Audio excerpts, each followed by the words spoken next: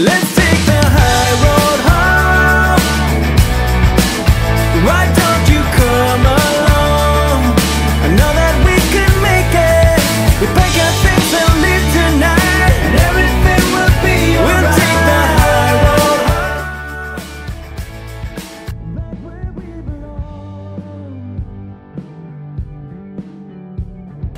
Morning comes like an accident, you and me are here again, getting ready for nothing at all. We pick our clothes up off the floor, and then we both are at the door, wishing we could start something new. We got no time to waste, baby, don't you hesitate. We made the rules, now let's break them. Let's take the high road home. Why don't you come along? I know that we can make it. We pack our things and leave tonight, and everything will be alright. We'll take the high road home, back where we belong. Let's go before the curtain call. I need you here, not through it all. When leaving is the best way to go. We've been through hell and back again, and now it's time to make a stand. Stand up for love, we stand up for love. Should I break or should I fall? There's nothing left, nothing here at all. The memories are starting to fade, so let's take the high road home. Why don't you come along? I know that we can make it. We pack our things and leave tonight, and everything will be alright. We'll take the high road home, oh, back where we belong. Let's take the high road home. Why don't you come along? I know that we can make it. We pack our things and leave tonight, and everything will be alright. We'll take the high road home, oh, back where we belong. Back where we belong.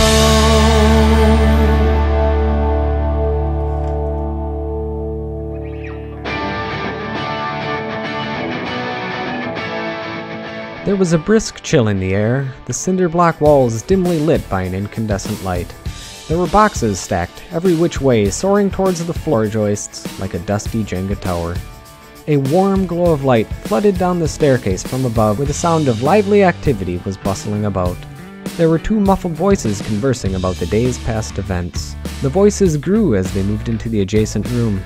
The distinct sound of dishes clanking against the kitchen sink made their presence as one of the voices spoke up. "So, when are you gonna get rid of that thing?" she said. "It's been 4 years." "I suppose. You're right, we're moving soon anyways. Better get rid of it now," agreed the man. The sound of creaking floorboards signaled his departure from the kitchen. The warm light that cascaded down the staircase was briefly interrupted as the man made his way down. The shuffling of feet drew closer as they echoed off the cold walls. "There you are," he mumbled to himself. The distinct metal clink of a computer case being opened reverberated throughout the room. "I'd better take this if I ever need it," the man briefly thought as he removed the old hard drive. The stairs softly creaked as he carried the old computer up to the front room. With a hiss of the screen door, the warm summer night greeted the two of them. The man walked out to the street where his garbage and recycling bins were. He set the computer next to the bin and looked down at it. For a brief moment, he recalled the fun times he had with it. The games, the silly cat videos, the late nights spent on the internet, and the bills. "What are you doing out there?" called the woman as she poked her head outside. "Oh, nothing," he remarked as he smiled slightly and turned back to go inside. Everybody and everything has a story. It just so happens that this story doesn't end here. This PC was destined for the scrap heap, but there was potential left in it, so I seized the opportunity and brought it home. The computer in question is an old Dell Inspiron 531.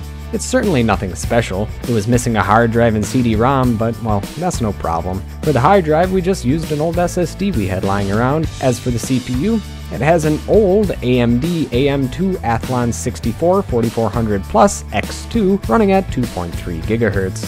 It also had 2 GB of DDR2 with an old wireless card and a 240 watt power supply. The graphics card it had in it was an NVIDIA 8400 GS revision 2. For a computer of yesteryear, it's not too bad. Not impressive, but nothing too awful.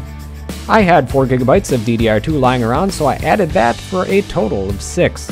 The only other thing we did was replace the 8400 GS with a GT 1030. A bit overkill?